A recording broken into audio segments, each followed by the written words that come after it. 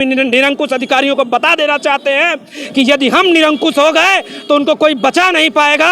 किसी गली गली तक उनको दौड़ा दौड़ा कर पीटा जाएगा, जिस तरह से उन्होंने अधिवक्ता को लहूलुहान किया है। पुलिसकर्मी सावधान हो जाएं और इस तरह का कृत्य दोबारा न हो। जो ये पुलिस वाले यह चाहते हैं कि दबाव बनाकर, ये ब्रिटिश सरकार का शासन नहीं चल रहा है कि पुलिसकर्मी लोग आम जनता को मार मार कर उनकी आवाज दबाने का काम करेगी। कि इनको भी उसी स्थिति में मारना पड़ेगा, तब जाके पुलिस सुधरेगी। हाँ, यहाँ से लेके उत्तर प्रदेश के बड़े बड़े जो उच्चाधिकारी बैठे हैं पुलिस महकमे के, उन लोगों को भी बता देना चाहता हूँ कि वो दिन दूर नहीं है जब अधिवक्ता पुलिस के कॉलर पकड़ के चौराहे पे मारेगा, तब समझ में आएगा कि पीड़ा क्या होती है। तो पुलिस को उस तरह समझाया जाएगा जैसे वो समझना चाहती है, क्योंकि जैसे हमें मारी है वैसे उनको मारेंगे। कुछ सरकार के निरंकुश अधिकारियों द्वारा लगातार अधिवक्ताओं की आवाज को दबाने का काम किया जा रहा है, लेकिन यह आवाज दबने वाली नहीं है। तरह से लहूलुहान, उसके बावजूद भी गंभीर धाराओं में मुकदमा दर्ज नहीं हुआ है, तो गिरफ्तारी कैसे होगी? गंभीर धारा में दर्ज नहीं हुआ है। पुलिस के अपने ही आदमी पे गंभीर धारा में अगर मुकदमा करता तो आज उनको गिरफ्तारी करना उनकी मजबूरी। क्योंकि वकील साहब कह रहे हैं कि मैं अधिवक्ता हूं, उसके बावजूद भी इस तरीके से मारना, आपको नई जानकारी है, मेडिकल में एक हाथ पूरा फ्रैक्चर है और आंख ब्लाइंड होने की पूरी प्रबलता थी। अगर थोड़ा सा भी चोट बढ़ा हुआ होता। खबर भारत इस वक्त मुख्यालय पर तस्वीरों में साफ तौर से देख पा रहे हैं, तमाम वकील मौजूद हैं। मैं आपको बता दूं कि भेलूपुर थाना अंतर्गत एक वकील को बुरी तरह से मारा गया, पार्किंग को लेकर लहूलुहान कर दिया गया, उसे पुलिसिया बर्बरता का सारा हद पार कर दिया गया, सारी हदें।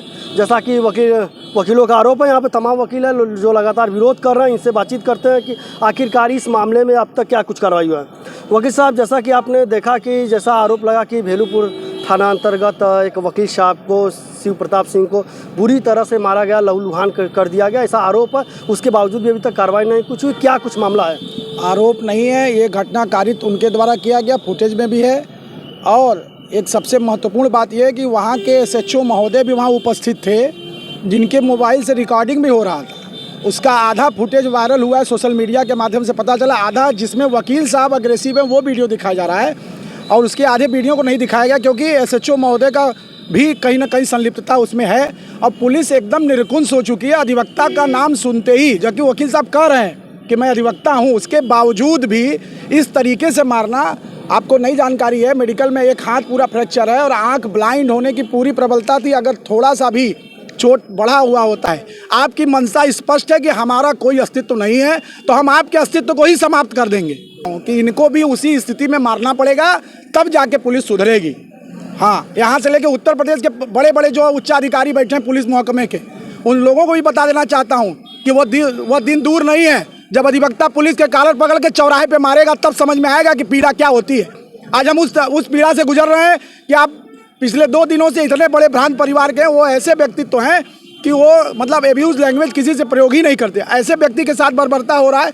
अब पुलिस सत्ता सरकार की हनक, और सत्ता सरकार का भी बड़ा इसमें रोल है कहीं ना कहीं। अब आप कई घटनाएं आप देखे होंगे, गाजीपुर का उपाध्याय जी का इस तरह से मार देना, मर गया बेचारा, तो क्या मतलब हम क्या करें, इतना बड़ा इनका है। तो कुल मिला के ये बताना चाहता हूँ कि पुलिस अगर जिस तरह समझना चाहती है उस तरह, अगर लीगल तरीके से वो देने पे अगर उनकी बात समझ में आ जाए ठीक है, नहीं तो पुलिस को उस तरह समझाया जाएगा जैसे वो समझना चाहती है, क्योंकि जैसे हमें मारी है वैसे उनको मारेंगे। अधिवक्ता वीडियो में साफ तौर से देखा जा रहा था, अधिवक्ता अग्रेसिव थे, वो वीडियो वायरल किया गया और लगातार अधिवक्ता बता रहे थे कि हाँ मैं वकील हूँ, इस तरह का भी वहाँ पे खबरें चली थी, और उनके पत्नी के सामने मारा भी। मुकदमा दर्ज हो गया है, ऐसे हमारे तहरीर को बदल दिया गया, जिस धाराओं में हम चाहते तो उस धारा में नहीं हुआ। पुलिस क्या ही FIR लिखवाना था, इसलिए उन्होंने उस तहरीर को बदल के दूसरी तहरीर दबाव में लिखवाई गई, जिनके कारण 7 वर्ष के नीचे की सजा है। इससे पुलिसकर्मी गिरफ्तारी नहीं हो पा रही है। और दूसरी सबसे बड़ी चीज़ है कि SHO महोदय, बार बार मेरा एलिगेशन है कि SHO महोदय उस घटनाक्रम में आई विटनेस है, वहाँ खड़े होकर के वीडियो बना रहे थे, और वकील साहब अपनी दुहाई दे रहे हैं, लेकिन SHO साहब के ऊपर भी जू नहीं रहेगा। इसका मतलब है कि नीचे से ऊपर तक सारे लोग लिप्त हैं। इसमें CP महोदय का भी बहुत बड़ा योगदान है। आधा दर्जन पुलिसकर्मी लगातार वीडियो में देखे जा रहे थे, लेकिन बीच बचाव के नाम पर कुछ नहीं हुआ। उनके पत्नी के सामने उनको मारा गया और लहूलुहान भी कर दिया गया, भर्ती भी हुए, लेकिन आप लोग कह रहे हैं कि गंभीर धारा में मुकदमा भी दर्ज नहीं हुआ। तो आप लोग की क्या मांग है? हमारी मांगे है कि पहले तो हमारा बयान दर्ज और लिया जाए और धाराओं को बढ़ाया जाए, धाराएँ बढ़ा करके उसकी गिरफ्तारी की जाए। और रह गई धारा बढ़ाने की, तो हमारे पास सारे मेडिकल रिकॉर्ड है जो ये लेकर के, जैसे ये पुलिसिया बर्ताव किए हैं, भाई आप हमको मारे भी और हमारे तहरीर को भी बदल दिए। इसका मतलब क्या है? आपकी मंशा स्पष्ट है कि हमारा कोई अस्तित्व नहीं है, तो हम आपके अस्तित्व को ही समाप्त कर देंगे। हाँ, आज आप लोग सैकड़ों की संख्या में विरोध प्रदर्शन कर रहे हैं और जम के नारेबाजी कर रहे हैं, पुलिस के खिलाफ कर रहे हैं, पुलिस बर्बरता के खिलाफ कर रहे हैं, तो आप क्या कहते हैं उस घटना को लेकर? देखिए, जब सत्ता की हनक होती है तो सत्ता बट और बूटों के दम पे आवाज़ को कुचलने का काम करती है, और यदि निकम्मेपन की बेशर्मी आंखों पर चढ़ जाए तो सच सुनने की आदत भी बिक जाती है। उसी प्रकार से निरंकुश सरकार के निरंकुश अधिकारियों द्वारा लगातार अधिवक्ताओं की आवाज़ को दबाने का काम किया जा रहा है, लेकिन यह आवाज़ दबने वाली नहीं है। और हम निरंकुश अधिकारियों को बता देना चाहते हैं कि यदि हम निरंकुश हो गए तो उनको कोई बचा नहीं पाएगा। किसी गली गली तक उनको दौड़ा दौड़ा कर पीटा जाएगा, जिस तरह से उन्होंने अधिवक्ता को लहूलुहान किया है। पुलिसकर्मी सावधान हो जाएं और इस तरह का कृत्य दोबारा न हो। जो ये पुलिस वाले यह चाहते हैं कि दबाव बनाकर, ये ब्रिटिश सरकार का शासन नहीं चल रहा है कि पुलिसकर्मी लोग आम जनता को मार मार कर उनकी आवाज़ दबाने का काम करेगी। यह स्वतंत्र भारत है और स्वतंत्र हर एक नागरिक है यहाँ का, और इन पुलिस वाले यदि निरंकुश होते हैं तो यहाँ की आम आवाम को भी निरंकुश होने में देर नहीं लगेगी। अच्छा वकील साहब, ये बताइए कि अभी आपने देखा कि यहाँ पे लगातार वकील कह रहे हैं कि गंभीर धाराओं में मुकदमा दर्ज नहीं किया गया, जबकि वो पूर्ण रूप से लहूलुहान थे, उनको गंभीर चोटें आई हैं। देखिए, पुलिस वालों को ही मुकदमा दर्ज करना है, उन्होंने ही मारा है, तो गंभीर धाराओं में मुकदमा वो दर्ज कहां से करेंगे? जबकि वीडियो फुटेज में साफ है जिस तरह से अधिवक्ता साथी लहूलुहान है, उसी से अंदाजा लगाया जा सकता है कि उनके खिलाफ कितनी बर्बरपूर्व कार्रवाई की गई है। तो पुलिस वाले ही कर रहे हैं कार्रवाई। हमारी मांग यही है कि एक स्वतंत्र निकाय, एक स्वतंत्र निष्पक्ष जांच एजेंसी के द्वारा इस मामले की जांच कराई जानी चाहिए और दोषी पुलिसकर्मियों पर सख्त से सख्त कार्रवाई होनी चाहिए, ताकि यह निरंकुश अधिकारी दोबारा से ऐसी गलती न कर सके। सर अपना परिचय। मेरा नाम धीरेन्द्र कुमार श्रीवास्तव है। अभी आपने देखा कि जिस तरह से भेलूपुर में एक अधिवक्ता को लहूलुहान कर दिया गया मार मार कर पुलिस के द्वारा, जैसा कि आपका आरोप है, और वीडियो जो वायरल हुआ उसमें भी देखा गया। अभी कुछ दिन पहले एक बुजुर्ग अधिवक्ता को तहसील में मारा गया, उसके बावजूद भी क्रॉस केस कर दिया गया। इसको लेकर क्या कहेंगे? क्या आप पुलिस क्रॉस केस करेगी? ऐसा देखिए, इसमें पुलिस ने ये आश्वासन दिया है कि मैं क्रॉस केस नहीं करूंगा, क्योंकि हमारा पुलिसकर्मी इसमें गलती किया है। और जब से कमिश्नरेट हुआ है और तब से जितना पुलिस का अत्याचार हम अधिवक्ताओं के ऊपर होना शुरू हुआ है, उसमें सबसे बड़ी गलती हमारे बार काउंसिल का है। क्योंकि इन लोगों ने जब से ये एफिडेविट दे दिया सुप्रीम कोर्ट में कि हम हड़ताल नहीं करेंगे, कैंडोलेंस नहीं करेंगे, इसलिए ये पुलिस वाले एडमिनिस्ट्रेशन ये समझते हैं कि ये हड़ताल नहीं कर सकते, इनकी ताकत को बांध दिया गया है। इसीलिए तब से देख रहे हैं कि हमारी ताकत जब कमज़ोर हुई है तो इनका अत्याचार भी शुरू हो गया ज़्यादा। हम लोग काफ़ी बाध्यता करके, काफ़ी दबाव बना के आज हम लोगों ने हड़ताल कराया है, और ये मांग है कि पुलिस की गिरफ्तारी होनी चाहिए।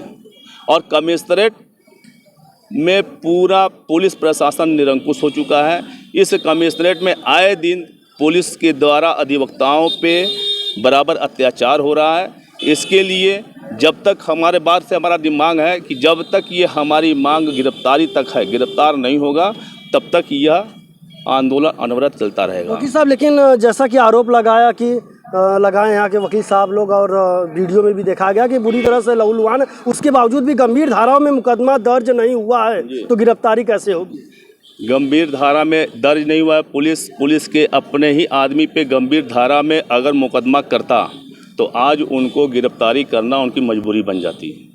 उनको हमें आश्वस्त करना था कि मैंने उनके ऊपर मुकदमा कर दिया, हमने उसको निलंबित कर दिया कि हमारे गुस्से को ठंडा किया जाए, लेकिन इससे कम में हम लोग समझौता नहीं करेंगे।